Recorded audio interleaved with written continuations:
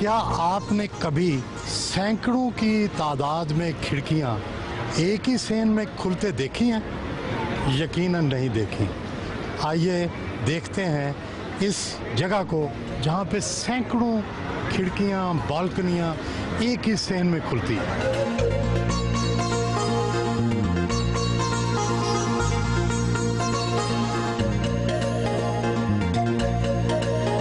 Spain के एक Darul खिलाफा Madrid में प्लाजा मेयर सयाहों के लिए इंतहाई पुरकशिश जगह की हैसियत रखता है। 237 बालकनियां इस प्लाजा के अंदर, इस जगह के अंदर खुलती हैं। 9 दरवाजे हैं जिनके ज़रिए लोग इस सहन में आ सकते हैं, यहाँ बैठ के चाय पीते हैं, यहाँ सैर करते हैं।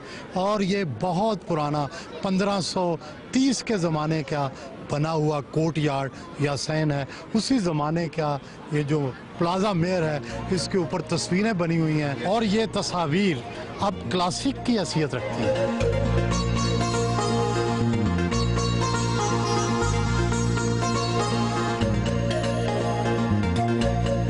मैड्रिड शहर के वस्त में वाक़या इस चौक को सोल कहते हैं। कहा जाता है कि ये न सिर्फ मैड्रिड शहर के मरकज़ में वाक़या है, बल्कि ये पुर्तगाल और स्पेन के भी मरकज़ में वाक़या है। इसीलिए यहाँ अब भी लोग इकट्ठे होते हैं और माजी की उस रवायत को ज़िंदा करने की कोशिश करते हैं कि हम इस सारे इलाके की मरकज़ में बैठे हैं, उस चौक में बैठे हैं जो पूरे इलाके का मरकज़ है।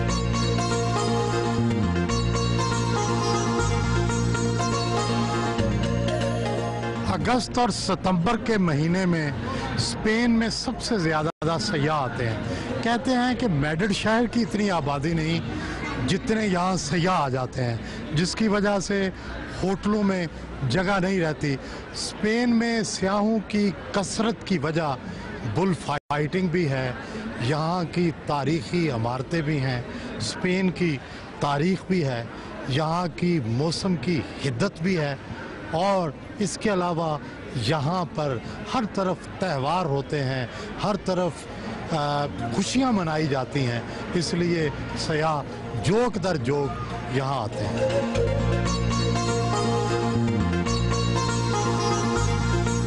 धरने स्पेन में भी होते हैं।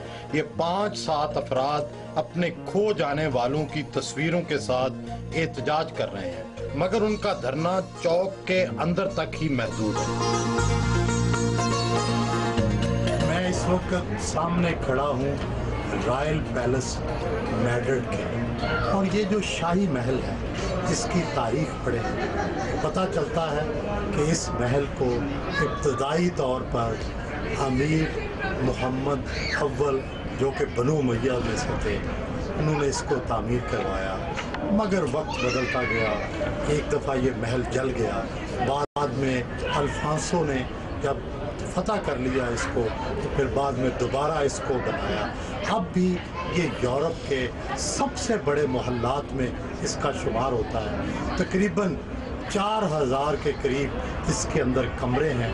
हर कमरे के अंदर पेंटिंग्स हैं, हर कमरे के अंदर मुख्तलिफ डिज़ाइन की आराइश की गई है। तो इसके आसार, इसकी इब्तदा तो शुरू होती है बनु उमैया से, मुस्लिम ख़ानदान से, जिसने स्पेन में आकर मुस्लिम डायनेस्टी की बुनियाद रखी और फिर मुख्तलिफ इमारतें तामीर करवाई, किले तामीर करवाए, हिफाजती पोस्ट जो हैं वो तामीर करवाई। लेकिन जब इक़्तिदार जाता रहा तो फिर ना वो महल रहे, ना वो मसाजिद रही, ना वो किले रहे और सब कुछ ज़वाल का शिकार है।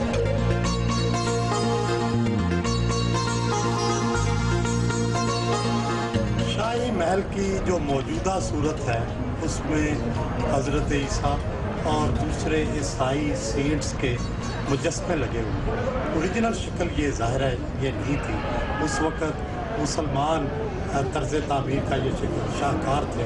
अब ये सब कुछ बदल चुका है। अब तो यहाँ बादशाह का दरबार नहीं होता। सारी तारीख में ईसाई बादशाहों ने सिर्फ 2 बार यहाँ दरबार लगाया, मगर जिस ज़माने में यहाँ मुसलमान हुक्मरान थे वो जब भी मेडल आते थे तो उस ज़माने में यहाँ दरबार भी लगता था, मुख्तलिफ कमरों में लोग रहते भी थे। मौजूदा जो शाही ख़ानदान है ये उसकी ऑफिशियल रेजिडेंस ज़रूर है, लेकिन वो यहाँ पर रहते नहीं हैं।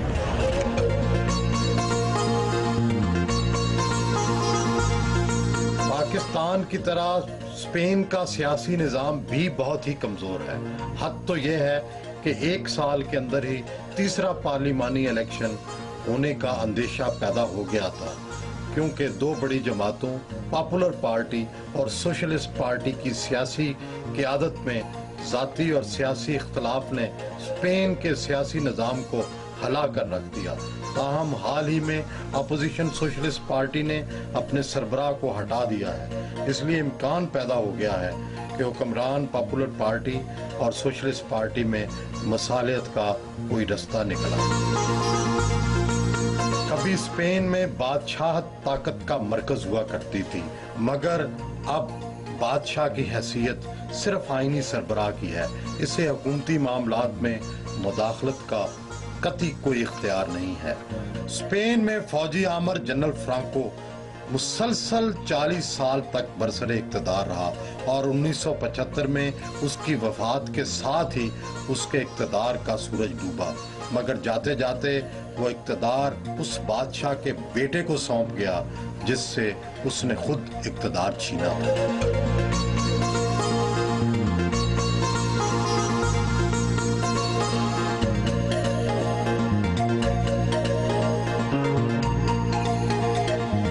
मेड्रिड के 400 सतूनों वाले मशहूर क्रिप्टिक चर्च के सामने अब भी पुराने पत्थरों की एक दीवार मौजूद है, जिसे अरब दीवार या इस्लामिक वाल भी कहते हैं।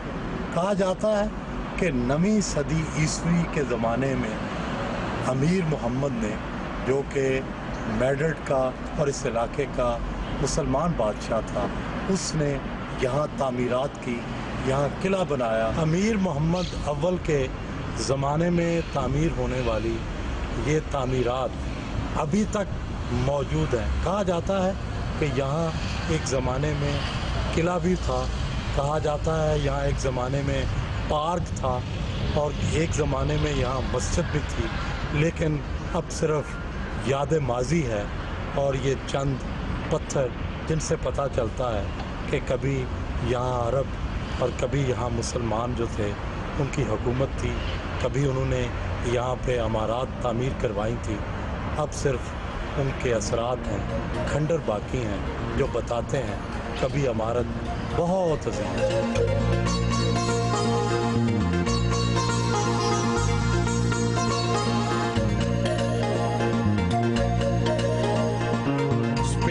शहर मेड्रिड फुटबॉल के शायकीन के हवाले से खास अहमियत का हामिल है। रियल मेड्रिड क्लब के दुनिया भर में करोड़ों शायकीन हैं। मैड्रिड का फुटबॉल स्टेडियम बहुत मशहूर। तो पाकिस्तानी मुकीम हैं स्पेन में, स्पेन के मुख्तलिफ शहरों में, उनके जो मसाइल हैं वो वैसे तो बहुत ज़्यादा हैं जो हमारी हुकूमत को हल करने चाहिए, लेकिन 2-3 ऐसे मसाइल हैं जो हुकूमत फौरी हल कर सकती है। स्पेन हुकूमत के लतीनी अमेरिकन जो ममालिक हैं उनके साथ ड्यूल नेशनलिटी का एक कॉन्ट्रैक्ट है कि अगर स्पेन की नेशनलिटी उनको मिले तो वो अपने मुल्क की नेशनलिटी भी साथ रख सकते हैं, लेकिन पाकिस्तानियों के साथ ऐसा नहीं है। चूँ ही यहाँ किसी पाकिस्तानी को स्पेन की शहरियत मिलती है तो उसे पाकिस्तान की शहरियत छोड़ना पड़ती है। तो हमारी गवर्नमेंट को चाहिए कि यहाँ की गवर्नमेंट के साथ एक कॉन्ट्रैक्ट करे ताकि दोनों जो शहरियतें हैं, दोनों नेशनलिटीज़ हैं, वो पाकिस्तानी अपने पास रख सकें। दूसरा जो मसला है जो पाकिस्तानी हुकूमत फौरी हल कर सकती है वो है ओवरसीज़ पाकिस्तानियों को वोट डालने का हक जो है वो मिलना चाहिए, क्योंकि जो यहाँ पर नेशनल हो जाता है उसको वोट उसको ये अख्तियार मिलना चाहिए कि वो अपने वोट के साथ अपनी पसंद का नुमाइंदा जो है वो पाकिस्तान में उसको मुंतखब कर सके।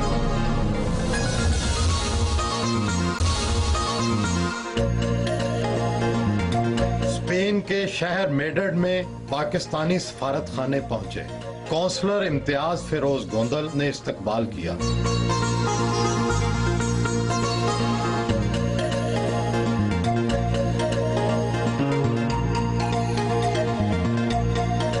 सफीर पाकिस्तान जनाब रिफत मेहदी से उनके कमरे में मुलाकात हुई। स्पेन में सफीर पाकिस्तान मुकर्रर हुए। यहाँ पाकिस्तानी कम्युनिटी की तादाद बहुत बढ़ रही है। पाक स्पेन तल्लुकात किस नहज पर हैं और इन्हें कैसे बढ़ाना चाहिए? पाकिस्तान और स्पेन के ताल्लुक बहुत पहले से हैं, जब से पाकिस्तान की इंडिपेंडेंस हुई है। स्पेन जो है ये भी एक नॉन कंट्रोवर्शियल कंट्री रही है ज़्यादातर इंटरनेशनल रिलेशन में। आजकल स्पेन सिक्योरिटी काउंसिल का मेंबर है, जैसा आपको इल्म है, तो इसलिए हम उनसे ज़रा थोड़ा सा और भी ज़्यादा उनका कंट्रीब्यूशन चाहते हैं। जब मैंने क्रेडेंशियल्स प्रेजेंट किए थे और फिर मेरी उसके बाद वन ऑन वन मीटिंग हुई थी किंग फिलिप VI के साथ। अच्छा, उनकी भी पहली क्रेडेंशियल सेरेमनी थी तो थोड़ी सी वो भी तैयारी करके आए थे। तो उन्होंने जब बातें वगैरह हुई हमारी उनके साथ, तो उसके बाद उन्होंने उनके नोट्स पीछे रखे थे, तो उन्होंने नोट्स अपने उठाए। वो उन्होंने कहा कि I want to tell you that your community is a very peaceful community and they are making a significant contribution in the development of Spain. ये उन्होंने लिखा हुआ था। पाकिस्तान और स्पेन के दरमियान तजारती तल्लुकात कैसे हैं? 70 की दहाई में तो यहाँ से माचिस बहुत जाती थी, क्योंकि शायद अलमिया मशरकी पाकिस्तान के बाद माचिसों की कमी हो गई थी। हमारा जो रिलेशनशिप है, बैलेंस ऑफ ट्रेड, वो हेविली हमारे फेवर में है। अब इस साल 1.1 बिलियन जो ट्रेड है उसमें 853 मिलियन जो है वो हमारी एक्सपोर्ट्स हैं और 259-57 इनकी एक्सपोर्ट्स हैं। पाकिस्तान की जो एक्सपोर्ट्स हैं उसमें टेक्सटाइल मेन फीचर है, लेदर गुड्स हैं, थोड़ा सा कंटेंट एडिबल्स का भी है, जैसे राइस हुई, अब मैंगोज भी आना शुरू हो गए हैं। पाकिस्तानी आम पसंद किया जाता है? पाकिस्तानी आम बहुत पसंद किया जाता है यहाँ। और यहाँ से क्या जाता है? और यहाँ से जो है ज़्यादातर मशीनरी है।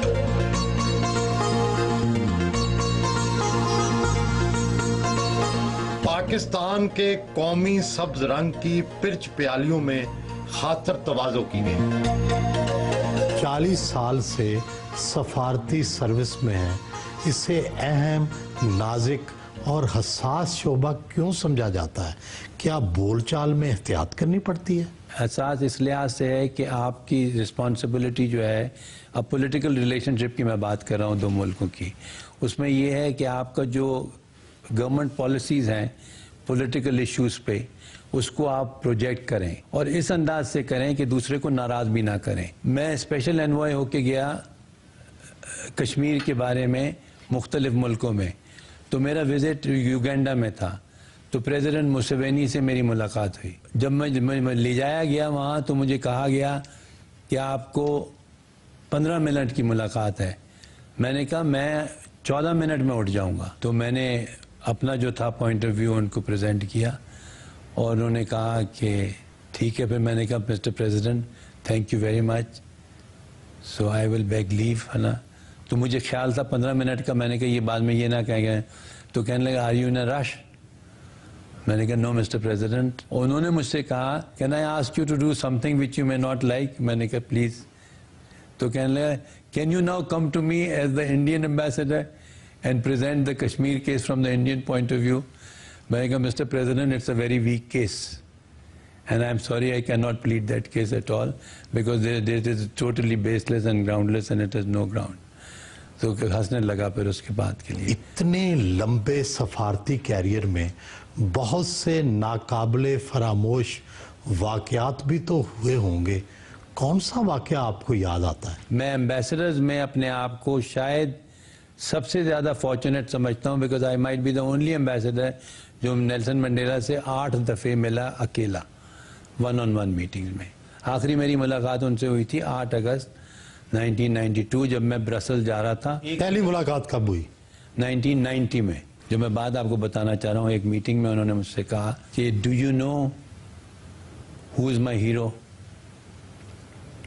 तो मैंने कहा Mister President I know you are my hero as you are for many millions but I don't know who is your hero. तो कहने लगे जिन्ना।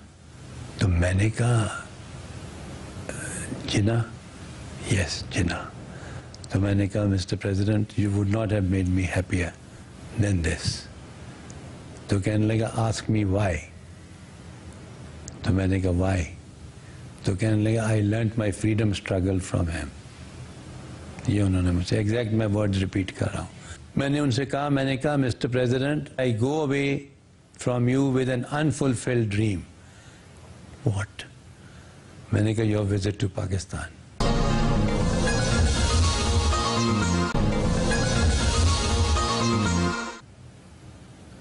तो कहता है कि ओह, तो इनकी सेक्रेटरी आ रही थी अंदर चाय लेकर।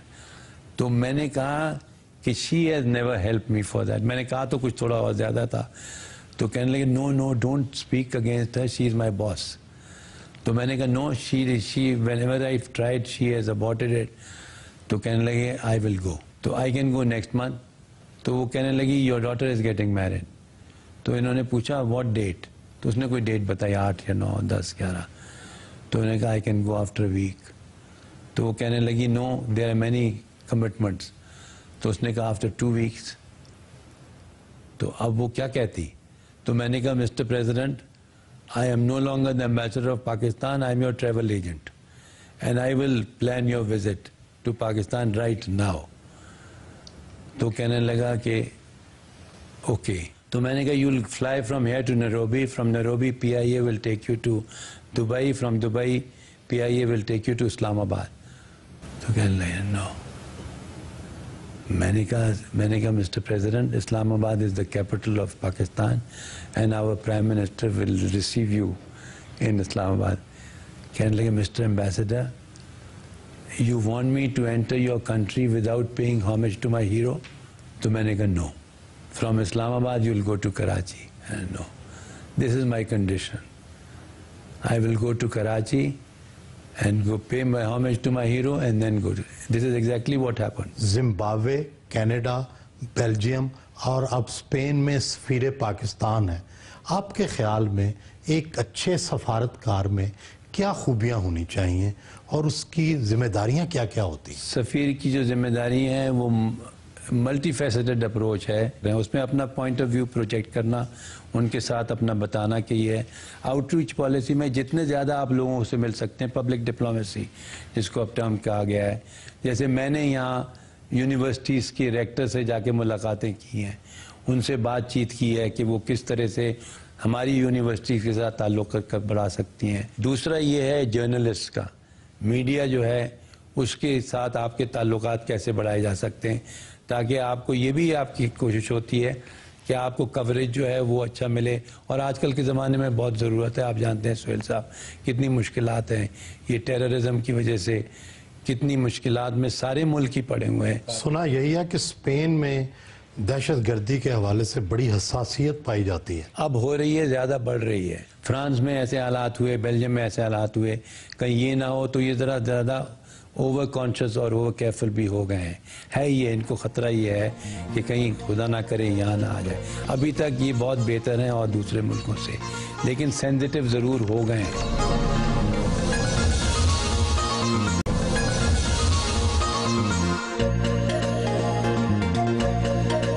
स्पेन के शहर लिग्रोना के पाकिस्तानी वफद से मुलाकात की।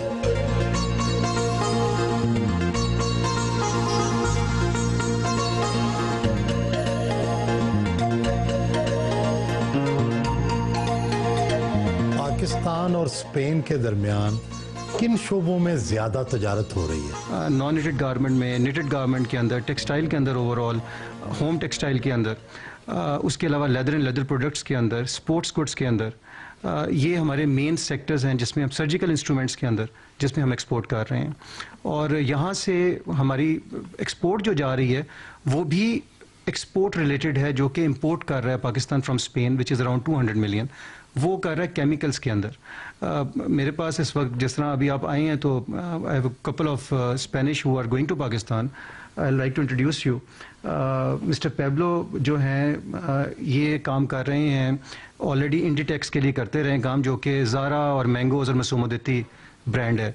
अब इन्होंने एक अपनी कंपनी बनाई है, he is managing director of a new company, और ये जाके पाकिस्तान में सिग्मा ग्रुप के साथ जो है जॉइंट वेंचर करने लगे हैं to form joint venture and also to put their own shops there.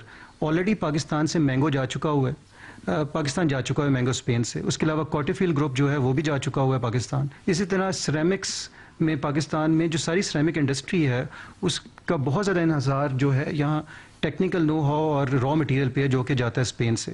उसमें आप जिस तरह ये मिस्टर फ्रांसिस्को इज़ हेयर और ये टेक्निकल टीम के हेड हैं, यहाँ वेलेंसिया से आए हैं और he is going to Pakistan. बरतानिया के यूरोपीय यूनियन से अलग होने के बाद तो चैलेंज बढ़ गए होंगे। ब्रेग्जिट के बाद अभी एम्बेसडर साहब ने जो है हमें स्पेशली कहा था कि हम GSP प्लस के ऊपर एक स्ट्रेटजी बनाई हुई है, made strategy on GSP plus, और उसमें जो GSP के यहाँ मेंबर ऑफ यूरोपियन पार्लियामेंट्स हैं who belong to human rights group of European Union, उसके अलावा जो कि साउथ एशिया कमेटी के मेंबर हैं और ट्रेड कमेटी के मेंबर हैं, हम उन सब से मिल रहे हैं ताकि वी मेक श्योर कि हम इसको कंटिन्यू कर सकें अपने GSP प्लस को। स्पेन के ऑलिव्स बड़े मशहूर हैं, क्या कोई ऐसा तरीका इख्तियार किया जा सकता है कि पाकिस्तान में उनकी काश्त की जा सके? हम ये कोशिश कर रहे हैं, 1-2 विजिट्स भी हो चुके हैं कि बायलैटरली कोई ऐसा वर्कआउट हो जाए अरेंजमेंट कि इनकी सपोर्ट से, इनकी एक्सपर्टीज से फ़ायदा उठा के पाकिस्तान में भी हम ऑलिव कल्टिवेशन।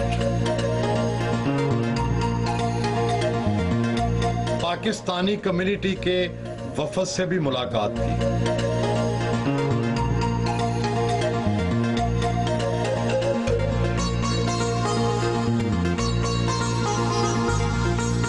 सफारत खाने में वीजा और पासपोर्ट सेक्शन का जायजा लिया।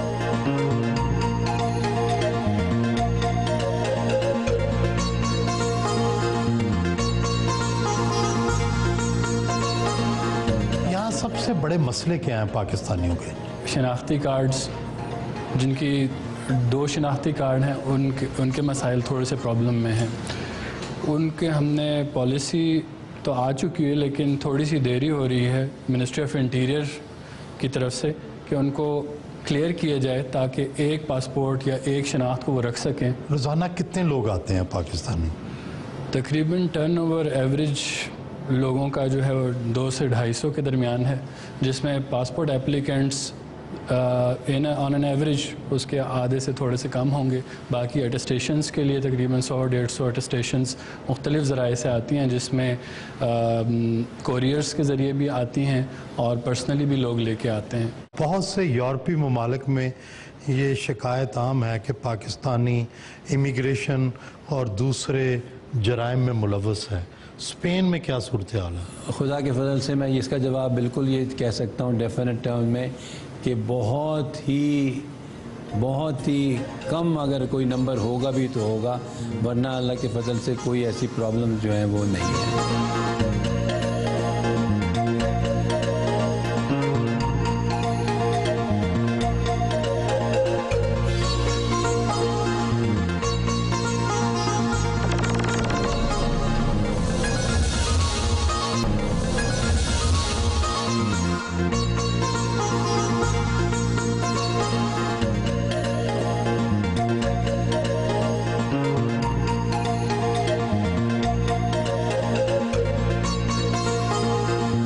सफीरे पाकिस्तान की रिहाइशगाह पहुंचे।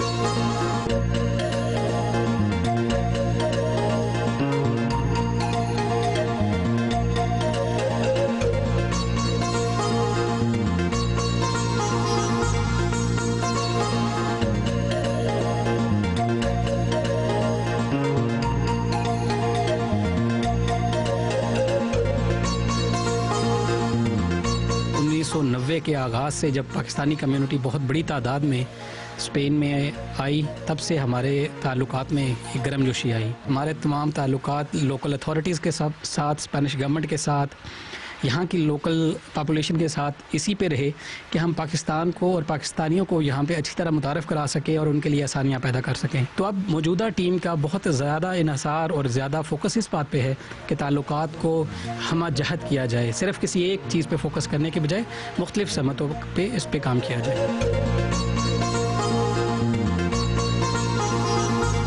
पाकिस्तानी रवायात के मुताबिक पुरतकल्लुफ खाने का एहतमाम था। हफ्त ज़ुबान सफारतकार साहबजादा याकूब अली ख़ान के साथ आपको तवील अरसे तक काम करने का मौका मिला। वजारत ख़ारजा में उनके डायरेक्टर जनरल रहे, उनकी क्या यादें आपके जहन में आती हैं? सबसे पहले मेरी उनका जो ताल्लुक़ रहा वो था जब वो वाशिंगटन में सफ़ीर थे। मुझे मौका मिला उनके साथ काम करने का, क्योंकि मेरी पहली पोस्टिंग न्यूयॉर्क में थी और सिफारत उन्हीं की थी।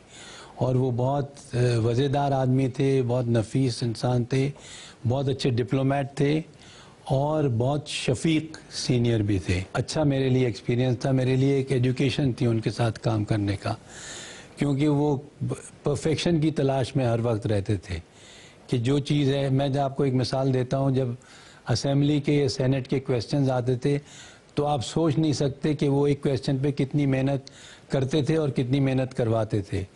और बार बार वो पूछते थे कि इसका सप्लीमेंट्री क्वेश्चन और कौन सा हो सकता है। जनरल याह्या खान के साथ तो उनके इख्तलाफात हो गए थे, लेकिन जनरल ज़िया-उल हक के साथ उनका कैसा ताल्लुक था? जनरल ज़िया-उल हक के साथ उनका ताल्लुक बहुत अच्छा था, क्योंकि जनरल ज़िया-उल हक उनको हमेशा अपना सीनियर समझ के ट्रीट करते थे। क्योंकि जैसे आपको मालूम होगा कि जनरल ज़िया-उल हक उनके साथ रहे थे जब साहबजादा साहब खारिया में थे लेफ्टिनेंट जनरल, तो ज़िया-उल हक साहब उनके दफ्तर में उनके जीवन थे। पाकिस्तान की निसफ दहाई की सफारतकारी को देखें तो अब आगा शाही, साहबजादा याकूब खान, एस शाह नवाज, इस जैसे बड़े बड़े जिन पैदा नहीं हुए, क्या वजह हुआ? आगा शाही साहब का आपने नाम लिया, मुझे भी उनके साथ काम करने का मौका मिला जब मैं न्यूयॉर्क में पोस्टेड था। वो परमानेंट रिप्रेजेंटेटिव थे और माशाअल्लाह बहुत उनका नाम बहुत था, यूएन में बहुत इज्जत थी। यंगर जनरेशन में भी अगर आप देखें तो बहुत हमारे डिप्लोमेट्स हैं जिनका नाम माशाल्लाह से हुआ है। उस वक्त कुछ कम सर्विस में लोग थे, अब सर्विस में लोग बड़ा ज़्यादा हैं, तो इस वजह से किसी को सिलेक्ट करना या नाम लेना ज़रा थोड़ा सा मुश्किल हो जाता है। लेकिन अभी भी हैं, कल भी थे और आज भी हैं और इंशाल्लाह कल भी रहेंगे। अक्सर सफारत खानों से पाकिस्तानी कम्युनिटी को शिकायत रहती हैं, क्या स्पेन में आपने लोगों के मसले हल कर दिए हैं? कम्युनिटी रिलेशन जो है वो मेरे लिए प्रायोरिटी है।